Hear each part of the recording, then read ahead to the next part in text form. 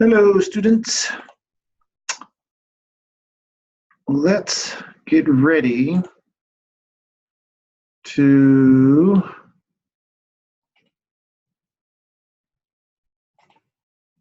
have some conversation about unit number 4, sexism, genderism, and heterosexism. So we're going to spend some time today walking through these concepts or these systems and structures of oppression so that you'll get a better understanding about what kind of things we'll see as we move through our society as you start your work as social workers, to know what you're seeing, why you're seeing what you're seeing. So we'll spend a little bit of time doing some deep exploration in terms of these particular concepts. So again, we're going to take a look at sexism, heterosexism, genderism. Also recognizing that sexual orientation, gender identity, and the devaluing of women are unfortunately continue to be alive and well in American society today. And there's some very real consequences, which we will talk about throughout the course of this short video lecture.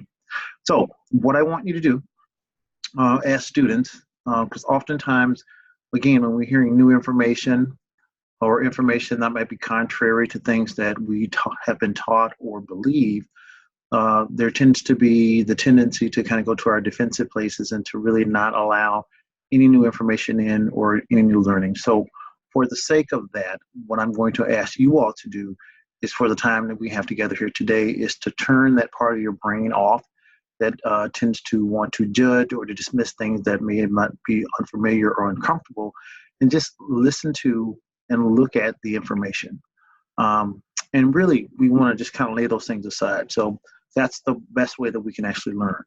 Not trying to convince you that there is a particular right or wrong way that you as a person or an individual need to view some of the concepts that we are actually sharing with you, but just for you to be aware of what they are and then to make your own decision as it relates to how you will practice as a social worker. Okay? All right. So now that we've got that settled, let's talk about sexism. This is a definition, and there are quite a few of them that are out there now, but this is one that I particularly like because it's pretty broad, it's pretty comprehensive, and it covers a lot of ground. So when we're thinking about sexism, we're looking at attitudes, actions, or institutional structures that systematically subordinates a person or a group because of their sex. And what's particular about this is that it's especially when it's women.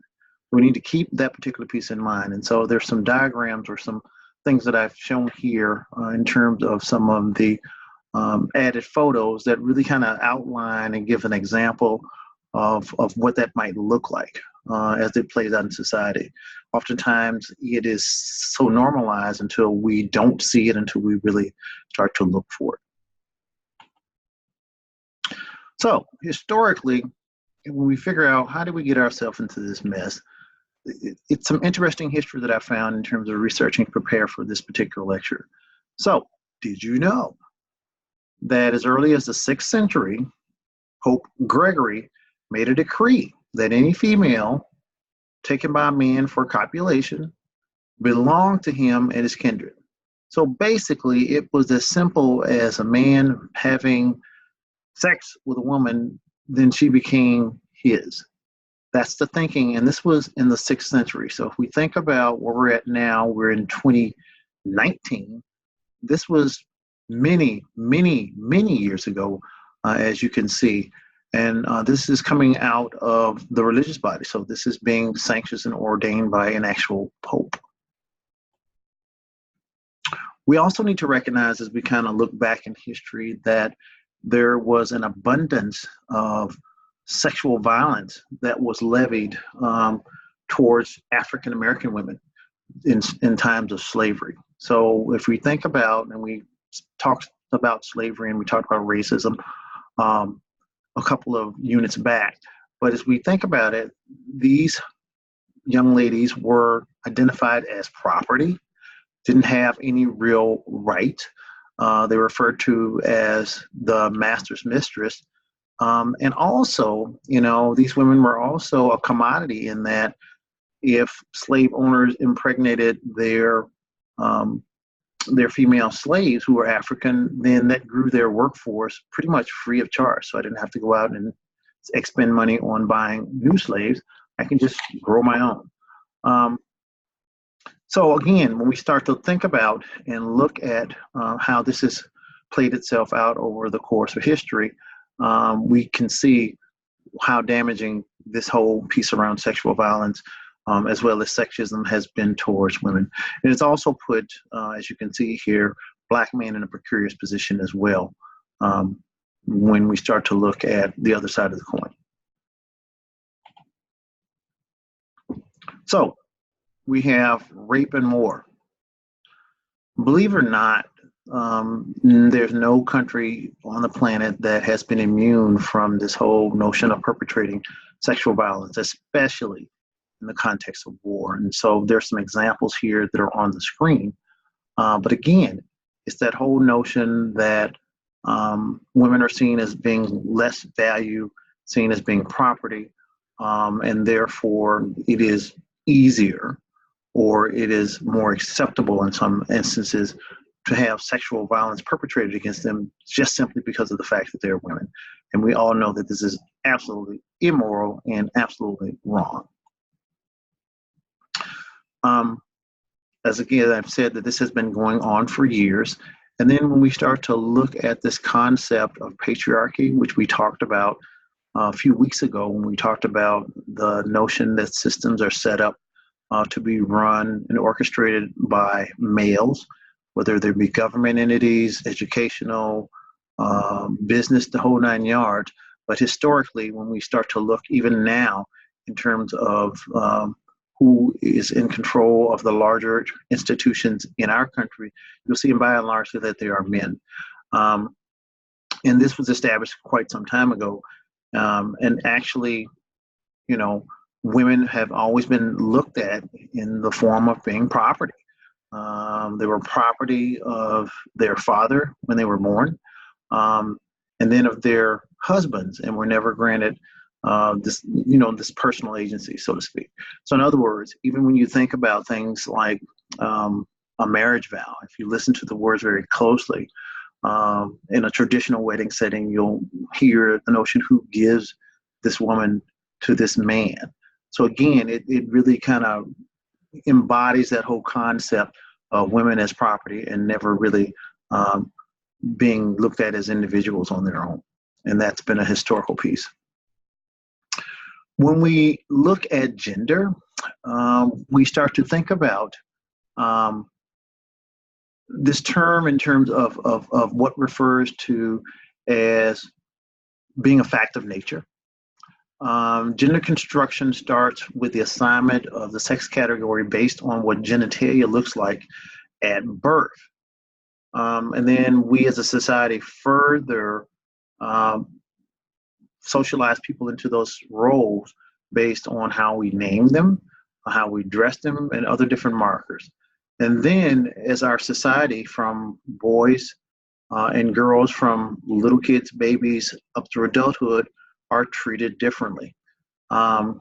Also, sexual feelings, practices, and desires are shaped by gender norms and expectations. So basically what society says boys are, or what girls are, or what it means to be female, what it means to be male, are the way that folks are socialized into those particular roles. So when we start to look at gender, we start to understand those particular things. We also know that genderism really kind of exists on two continuums. And so you'll hear the term cisgender, and this means that, or this describes gender identity where an individual's perception of their gender matches the sex that they were assigned at birth. So I'm an example of a cisgender male. I identify as male. I identify with that particular assignment was given to me at birth. That's my identity. Where we have, on the other end of the spectrum, we have transgender. So it is the state of one's gender identification as man or woman, or neither or both, not matching necessarily to one's identified or assigned sex at birth, the identification as male, female, or intersex based on physical or genetic sex. So I'll talk a little bit about this particular process, or there's a thing that occurs, or I shouldn't say a thing. There is a phenomenon that happens when babies are born at different points in times. So there are instances where babies are born with both genitalia, and a decision is made, often by the physician, sometimes in consultation with the families, to make a determination about which particular sex organ needs to be removed. And typically they will go with the larger organ as being the more predominant, and then assign the sex based on that. And that may, in fact, not be the right choice for that particular child or that particular adult as they grow up in our system. They may choose or may have strong feelings or beliefs, or that they identify separate or differently than the sex that they were actually assigned. So that's one particular phenomenon we need to think about. When we look at the social construction, of gender and sexism, then we need to also understand that there is gender inequality. And so, as we talked about a little bit earlier here, when we talked about what tends to, or what has happened for women in our society, they're just looked at differently.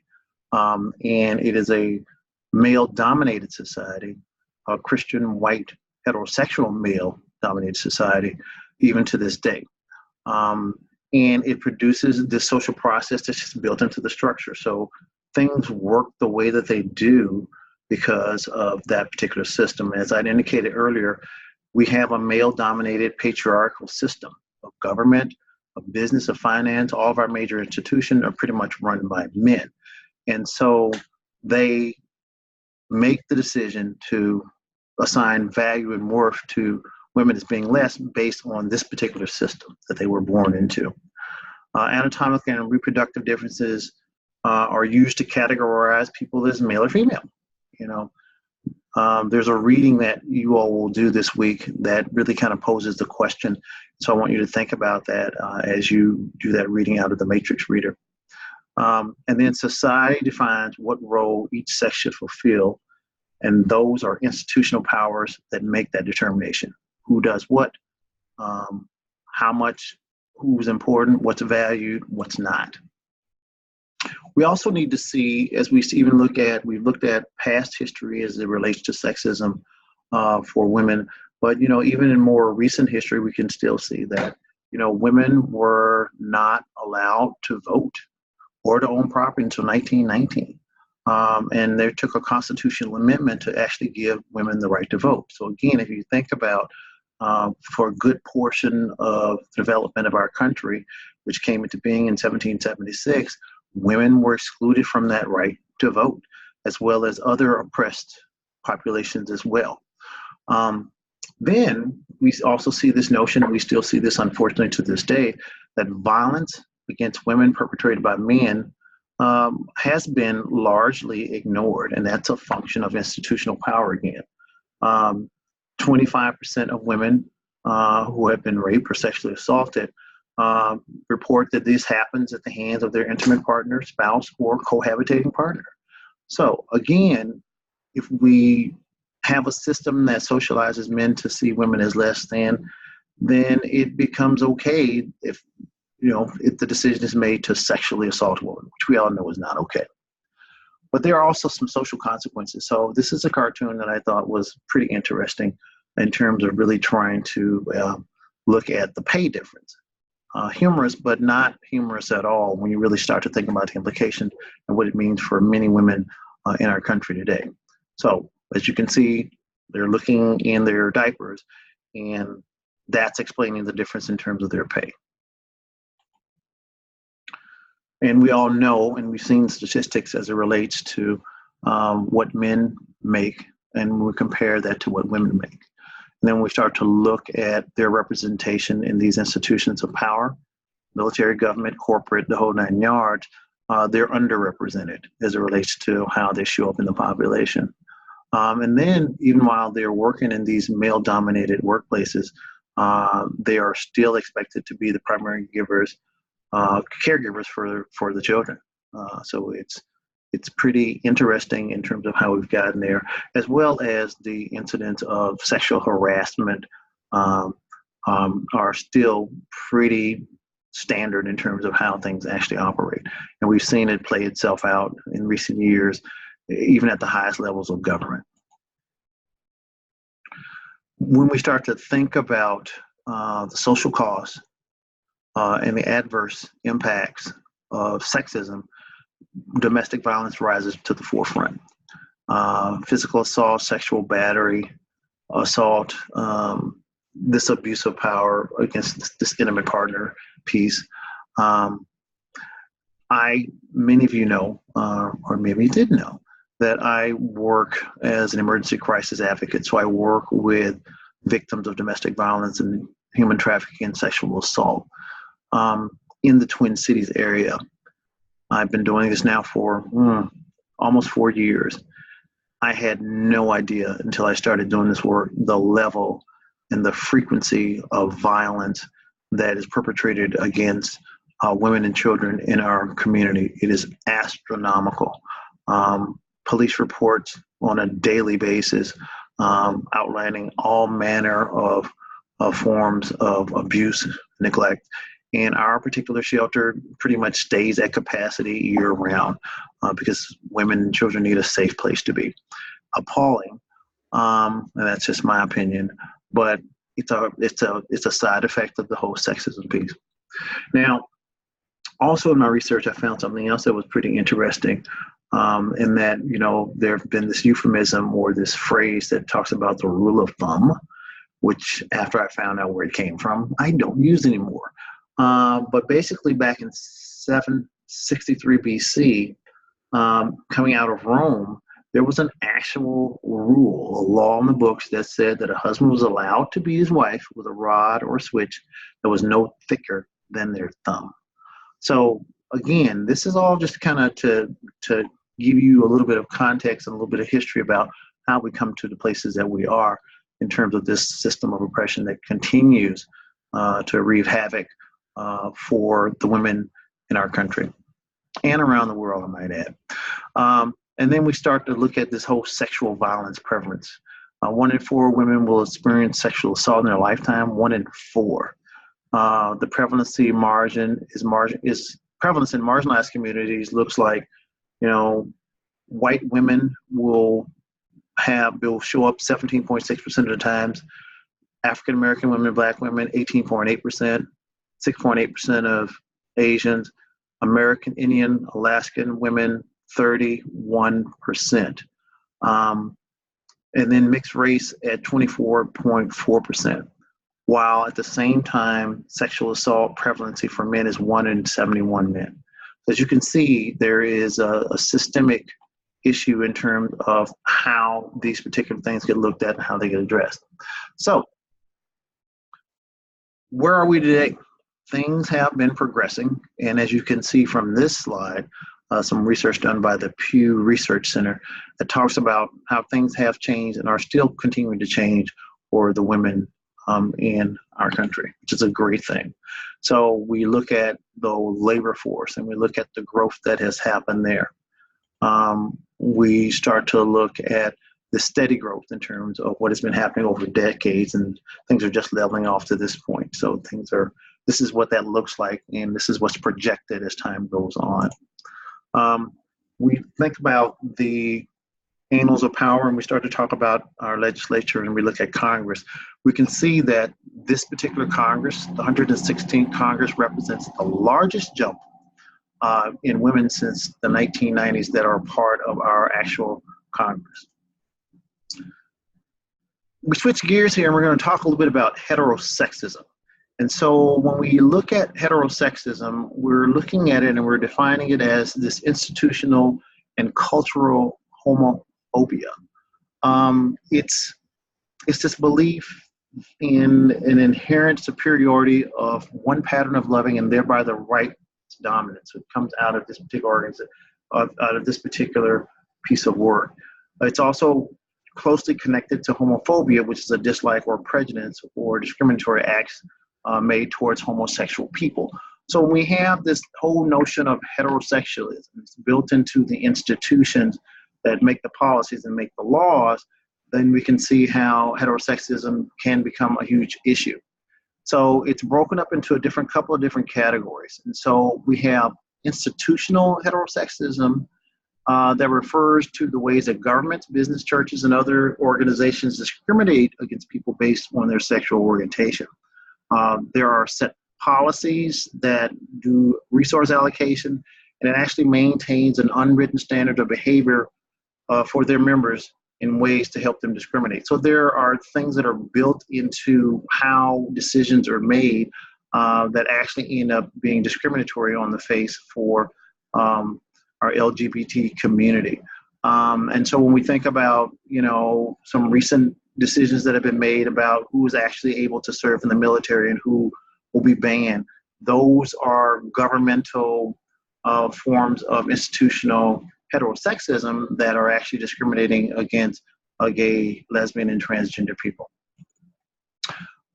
We also have this cultural heterosexism, which refers to the social standards and the norms that dictate that heterosexualism is better and more moral, and that everybody should be a heterosexual. And so we don't have to look very far to see evidence of that. So it's just a matter of turning on your TV and looking at TV shows and looking at the messages, sometimes overt, sometimes very subtle.